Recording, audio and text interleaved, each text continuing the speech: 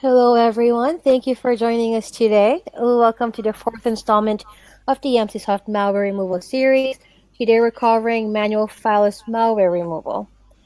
We're Emsisoft, a New Zealand-based antivirus and anti-malware company. We're best known for award-winning Emsisoft anti-malware and Emsisoft emergency kit programs.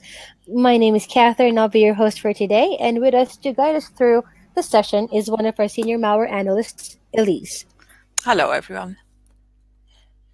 Thank you, Lee. So for today's agenda, we're going to have about 30 to 45 minutes, including a Q&A at the end of the session. We'll cover the following: an overview of Fileless malware and steps and tools you can use to manually remove this malware, a manual Fileless malware removal demo, and to be followed shortly with our Q&A.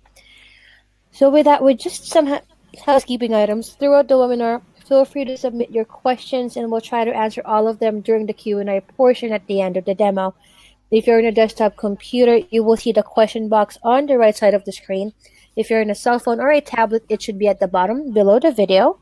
Only Elise and I can see your questions, so don't be shy to send those questions in. And so with that out of the way, I'd like to give the stage to our malware analyst, Elise.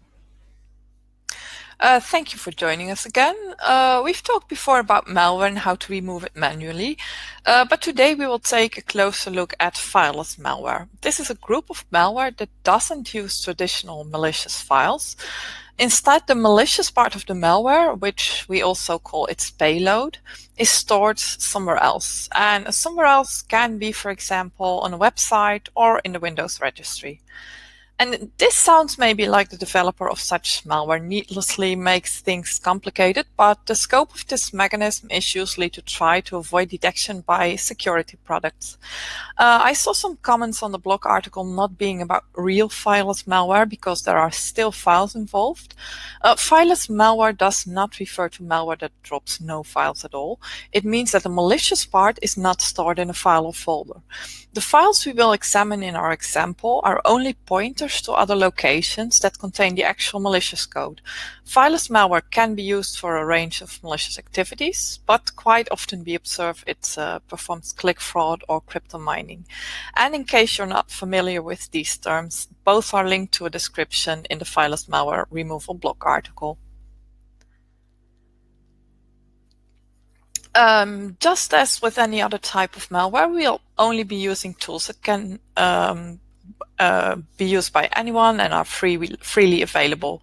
VirusTotal is always handy to look up information about files. Process Explorer is used to stop a malicious process. Process Monitor is used to identify it. Even though it is a complicated tool with a lot of options and possibilities, we will only use Process Monitor for one simple task. And of course, we will need autoruns to examine load points to find a place to start our search for the fileless malware. And finally, an antivirus to check if we didn't miss anything and to confirm the system is really clean. The way to go about identifying and removing fileless malware is not different from what we discussed in the introduction we did for manual malware removal a few months ago. However, things are less straightforward, and skipping steps in the identification definitely will get us into trouble this time. We will need to find all objects involved before we can start removal. If we don't have everything, the malware will just recreate itself by the time we finish cleaning the first object. And this means we need to carefully investigate where the load point takes us and list what has to be removed first. And that brings us to the demo. So let's call up our virtual machine. This should be visible for everyone now. So as said, we need to keep track of what we have to remove. So I created a small malware removal text file. It's currently empty. We will use this to keep track of what we have found and what has to be removed. You can also use this to make notes if you use that, for example, to explain for yourself why you thought it would be handy to remove that. So for starters, we're going with autoruns. We suspect this computer is infected and we have to check what's going on. I'm going to run autoruns as administrator, as always good practice. And very conveniently, our load point is already visible. It's this line here. Of course, I could examine this entire log. I won't do that. We paid more attention to details of Autoruns log and logs, and we did an example in the first webinar. The video for that webinar is still available on our YouTube channel, so I invite you to check it out if you are interested in how to use Autoruns to find load points. In this case, we have one load point. It seems pretty straightforward. It's a run value. It's a default value, and it points to a batch file in a random folder. The file is randomly named. So to find out more about it, let's jump to the image and see what the file is. So we're in the folder. It's called 1E417D, and I'm going to pronounce this only really once because it makes no sense to do that. This file is random, and we also notice a different file that also looks completely random. This is a batch file, and a batch file usually can be read by a human, so we're going to do that. We right-click it and edit, and that will open the batch script in Notepad. And this is a really simple script. It basically says, you know what, run the other file we have in this folder. In this case, A12533.A6A8186. That sounds again horribly random and makes me almost sure it's bad. So for now, we can just add this folder as well as the load point to our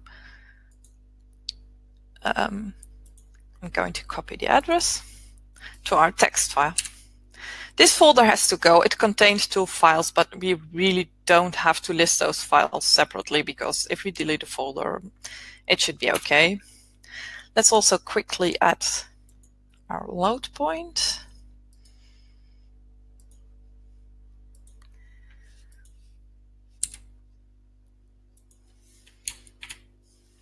Oh, I'd only copy this part. 1 second. Let me just copy this one instead. There we go. And I'm just adding default here. So that's 2. Okay, back to our files. Or not? Yes. So we found that this batch file will just load this file here. Now this file here looks a bit strange because normally you would expect it to have something like .exe or .com or .text or whatever is a known file type at the end of the file. However, this file does not have it. This file has .A6A8186 at the end, and that's really uncommon, and that is also something that Windows will not recognize by default. So if this is completely unknown, when you would run this file, Windows would pop up and ask you what program you wanted to open the file with. I haven't seen such a window, so that means that something, most likely the malware dropper, must have registered it. And that takes us to the next step. Well, we can quickly check this out, but we will have to check this out in the Windows registry. I'm just going to copy the hash so we can quickly check on VirusTotal if it knows anything about this file. It is absolutely malicious because you won't see a file with this naming that is legitimate. At least you shouldn't. Just searching for the hash. There are no matches. VirusTotal doesn't know it. We could upload it, but you would see it would hit no detections because this file is just basically a dummy. The file itself doesn't do anything, just the extension is neat, and that's the part we are going to examine right now. So let's copy that. This is the part we're interested in, the file extension, because Windows stores file extensions in only one location, in the registry. So let's open regedit. And very conveniently, I did copy it, but it's not necessary. We're already there.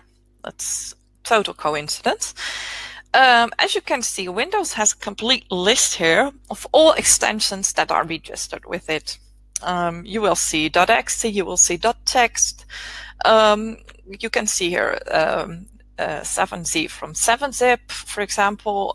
Some are present by default and some are added by software. In this case, our malware added this entry here. And that entry contains only one value. It's a default value, and that default value contains this data, 1644FF. That doesn't say a whole lot in itself, but the way Windows works, in any extension key, you have a default value that points to another key in the same location. So the HKey class's root key that contains a key with this name. This sounds very confusing. It's not. Let's copy the value data and we can just jump to the key because it will be here. This one will exist because this points to it.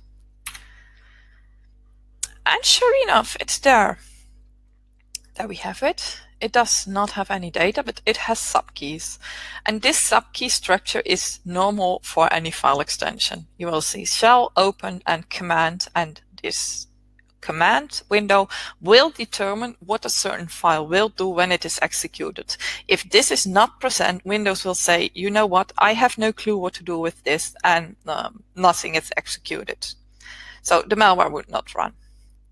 And what we see here is very interesting, because this doesn't execute the actual file we were running. This executes MHHTA, which runs a JavaScript. And as you may have read in the blog article, these two are. This is a way to execute a number of scripts. Really, we could go into details, but if you see this combination, you know a script is being executed, and the script would normally come behind JavaScript. There are some parameters given. In the end, basically what this line says, really simplified, you have to execute a certain command, and the data that has to be loaded can be found in regread in this key, HKey, current user, software, and then a whole lot of random stuff. That is the key we will have to check for our actual malicious content. That key is used to load the actual malicious script, and in this case that would be a PowerShell script, which you can see more details about in the blog article. We won't really touch that because from here it's abundantly clear that this is malicious and this is pointing to the payload, which has to go. For now, let's quickly copy the key names here to add them to our file. Oh, I have to go for the unsaved. So we have this, and we also have the other one. Copy key name. Just to be sure, let's save this. Okay, so there's one more location we will have to check out and add here, and that's the HKey current user, software. And there is it, it's the first entry. As you can see, this key contains a number of values.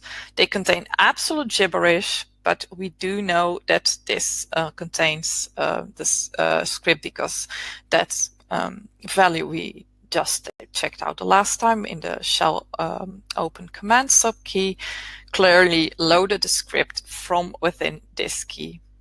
So we can already copy it and add it.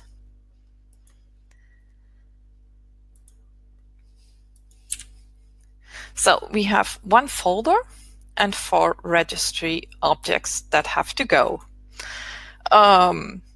Just because that's how I like to work, I would start with removal of the folder. So we're going back, we still have it open. Let's just start removing the first file. I'm not going to delete it, I'm going to rename it first to .ver. In case I target the wrong file, having a backup is always good. And here is our first problem, because as I was renaming that file and I was explaining why I renamed it and not deleted, the original file has already been recreated. And I can assure you, I can try to delete the batch file. The same thing will happen with the batch file as well.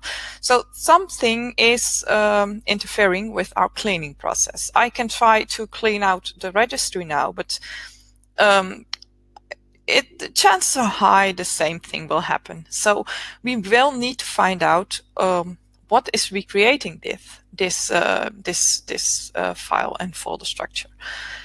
I could try Process Explorer, but Process Explorer really won't show any suspicious process. I'm not going to load it up now because we're a bit time pressed in this demo.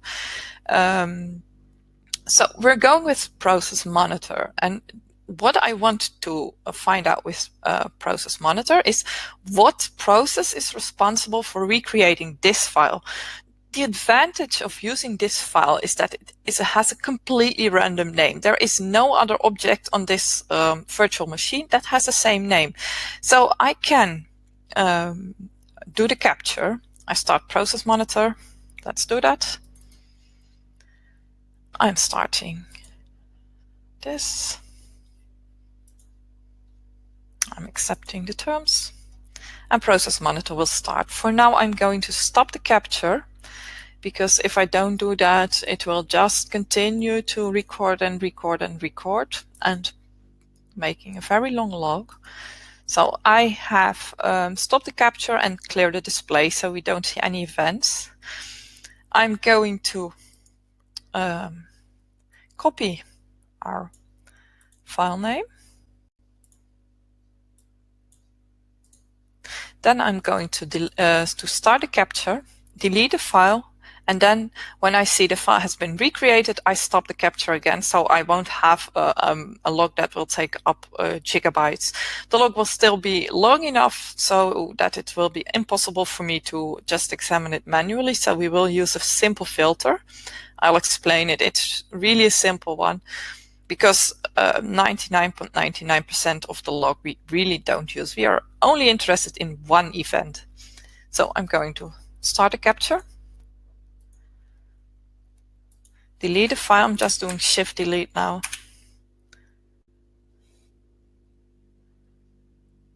And it's recreated, so we can stop the capture. Okay, now I have a very big log here. We have 56,000 lines, and that's not everything, so there's really no way we're going to do this manually. We could do a Control plus F to find the file name, but because we have a monitoring process, something will always be looking for the existence of the file, so you will see more references, because you will also see, hey, I looked for it and I couldn't find it, and we don't really want to see that, because there are legitimate processes that do this as well. So we're going to set up a very simple filter. Going to filter. What we're interested in here is the operation. The operation is basically, well, what did Windows do? And the operation we're interested in is a write file. Write file is a function that adds a file to the file system, basically.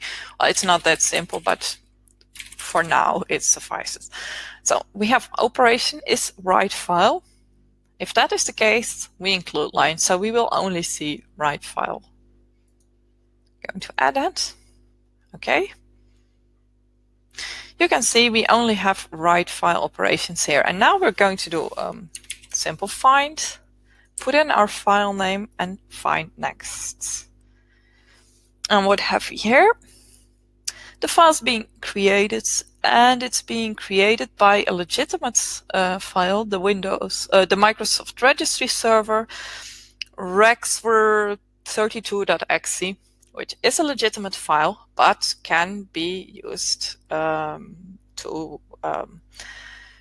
for example, in this case, to monitor the malware. The malware loads, runs, and the malware says, hey, Microsoft Registry Server, you want to do something for me? Please make sure that this is not deleted. And if it's deleted, just recreate it.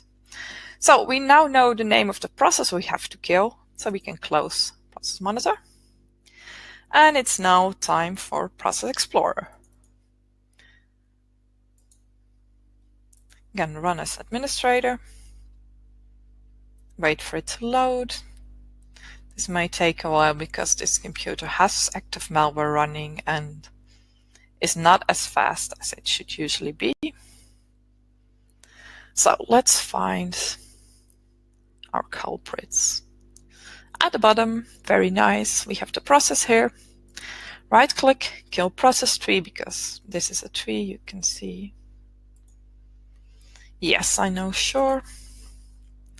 It's gone. Just wait a few seconds to see if it's not being recreated, because if that process is being recreated, something else is involved and we need to look further, but that's not the case. Okay, we can close this as well. Let's see, can we delete it now? Shift delete, okay, it's gone. It's still gone. I'm going to manually refresh. It's still gone, which means we can get rid of this entire folder because our malicious process or our controlling process is gone. Shift delete here. And that was the files. Okay, next. We have our run value. Let's go there. We can just go there from within this. Jump to entry. And there we hit another problem because Windows apparently cannot display the value's contents. That's a bit unfortunate. We have the run value, it's apparently empty. So let's try if we can delete it from within autoruns. Yes. Same problem. It cannot be found. It cannot find the file, or it has trouble with this entry for some reason. The file obviously is gone. So what do we do with this run value? I mean, the reason why the content cannot be displayed, because we're sure this default value points to the malicious file, to the batch file, because that's what we see here. The image path. The image path is this part, the data. But here it says value not set, because while Windows cannot really read the content of the run value for some reason. And I happen to know that this is common for this type of infection because it often adds invalid characters or similar things to just make it harder to remove it and to trick scanning tools into just not properly reading this. This is a run key. A run key doesn't contain that much information, and the information it contains can be easily recreated. In our case, we're really lucky. This key is empty, which means we can just take a shortcut and delete the entire key, because Windows will just recreate it empty afterwards because it's a default Windows key. If the key were not empty, you would have a few options. You could just export the entire key, if that would work. If that wouldn't work, you could copy the lines from autorun, so you could manually recreate them later because they contain plain text. They will just contain a name and a reference to a program to start. Or you could just manually create a startup entry using, for example, the startup folder if you don't like editing the registry. Anyway, the run key usually doesn't contain that much important, the user-specific run key, that is. So we can safely delete this. I'm going to, oh wait, let's just do it like this, delete. I'm sure it's gone. And I refreshed, it's back, and we no longer have an error. So I assume Windows correctly deleted and recreated the key. We can easily verify that by just refreshing Autoruns. And as you can see, the entry is no longer listed. Even the user-specific run key is no longer listed because it is empty, and Autoruns will just hide empty objects by default. So as far as Autoruns is concerned, we're done. Okay, that was the second one. We're now at the third one. Those should be relatively easy to remove. Let's start with the two class as root entries.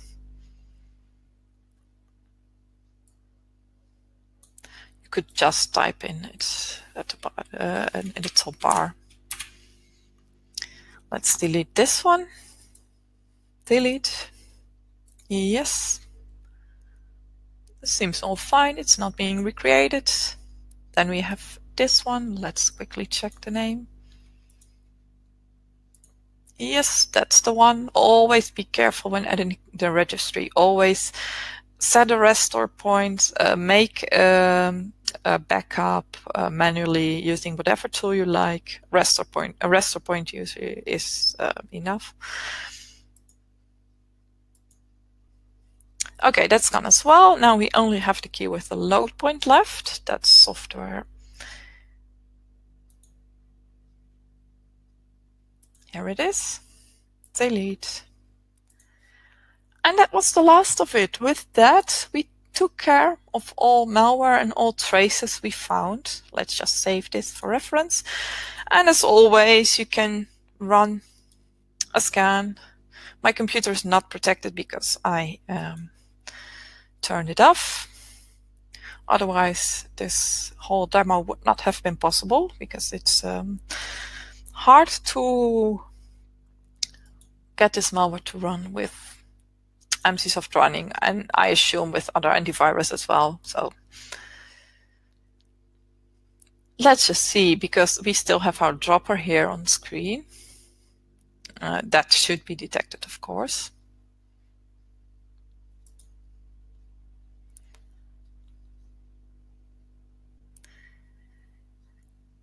Also, there actually were a few questions about this. I saw in the article comments and elsewhere on the internet, people kept asking, why do we do a webinar of this type of malware? If we do detect it, shouldn't your antivirus just take care of this kind of malware for you? And yes, it should, but if you have ever cleaned a computer of malware, you're not always in a luxury position of having a computer that is protected. And it's all nice to know that your antivirus would have taken care of it, but if it wasn't on the machine at the time the infection occurred, then you still don't know how to take care of it. And to install an antivirus with active malware present is not a good idea, because the malware can hinder the proper installation of the antivirus. It was there first, it has control. And if the antivirus is not properly installed, it is possible that protection components malfunction. So you may think the computer is protected, while in fact it is not, because one of its components couldn't be registered correctly. And that is not a good thing, in which case, personally, well, you can try to run a scan with an antivirus, but if you do that and you remove the malware, I would actually recommend to uninstall and reinstall the antivirus immediately when you're done, just to avoid problems. Okay, so the only thing that was detected is the dropper, as it should. I'm going to delete it. I see no other problems, and with that, the machine should be clean, and that would mean the end of our demo.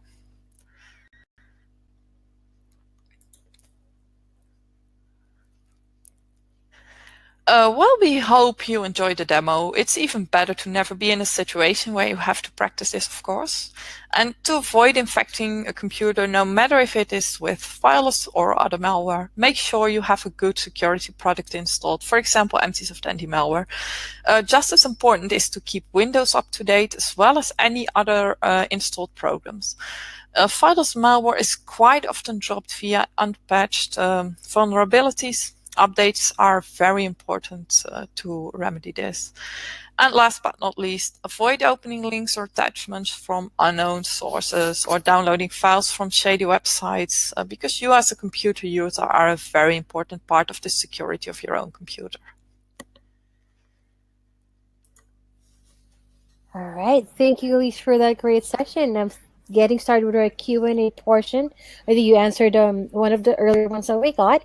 I believe the second one is, during the process, they were asking, how did you know which extension to look for during the process?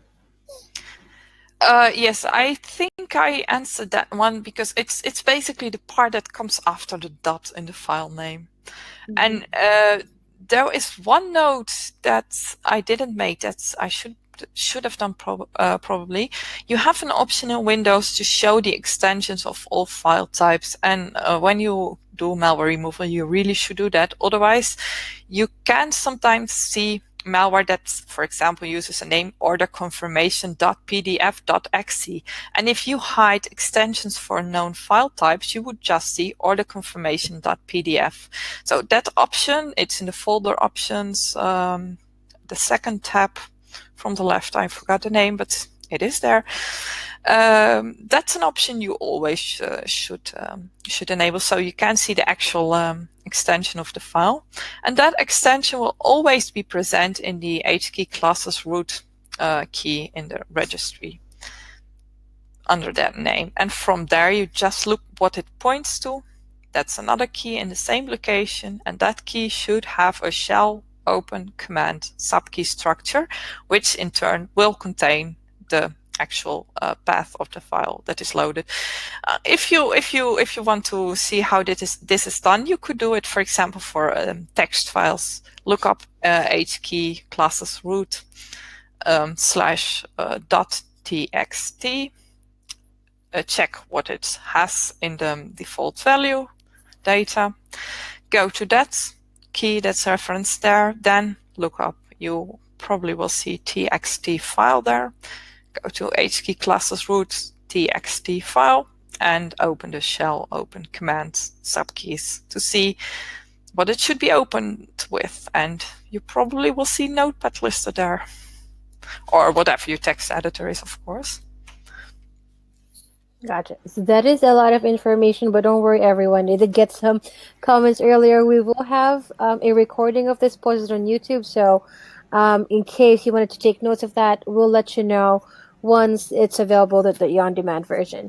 Unfortunately, we only have one more time. We only have time for one more question, and that is, do you think Fileless malware is more dangerous than the typical executable-based type of malware?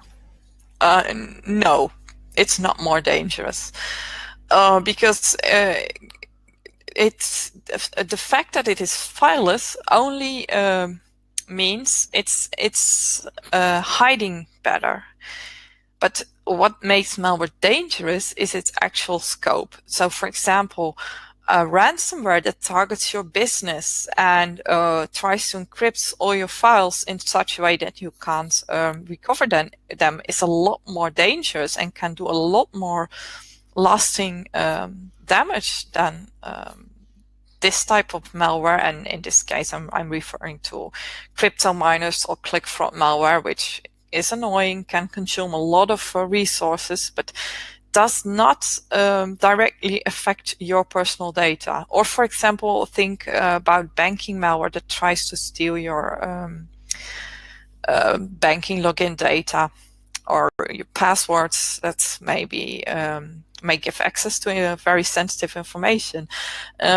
You always have to separate the mechanism of the malware and its scope, because you could spread ransomware with Fileless Malware. If you make the Fileless script, the script you found in the registry, make it so that it will encrypt files, it will encrypt files. But it's usually not used for that, because to encrypt files, you really would like to be able to access a system directly, brute force a company's network, try to hack RDP passwords. That you don't want to go the Fileless way, probably, for that type of malware. So it's stealthy. It can be hidden quite well. It tries to bypass security, but it's not more dangerous than other malware, because how dangerous it is determined by its scope mostly. Got it. All right. I So also see some people had some trouble with the stream. yes, we did. Apparently, our platform rolled up some updates, and some required some refreshes at some point. So next time, we'll definitely advise everyone to refresh their pages when the time of the webinar is about to start.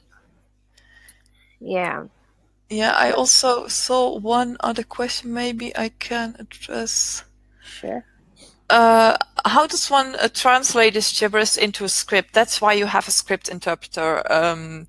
That gibberish, the script interpreter knows exactly how to translate it, so to say.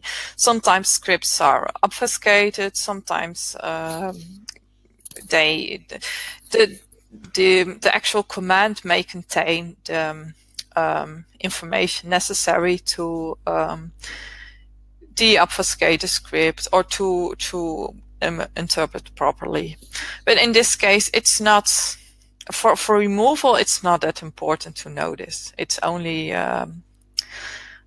for when you really want to find out what the malware does, what it reports to, what websites it connects to, and even then you have alternative solutions. There's no need to be able to read that code. And there are, if you're really interested in it, there are the obfuscation websites. There are websites that can help you interpret the script. But even then, it's tedious work, or it can be, based on how they use it. Perfect. Right. I hope that answers your question. And if yours is one of the questions we weren't able to get to, please send us an email at support@emsisoft.com. Thank you, Elise, and everyone. Thank you for joining us today. We'll be posting a recording of this webinar on the Emsisoft YouTube page at youtube.com/Emsisoft, where you'll find our other videos as well in the next few days. And we'll also notify you via the newsletter. Thank you, Elise. Thank you, everyone, and have a great day. We hope to see you again in the next installment of the series. Bye, Goodbye, everyone. everyone.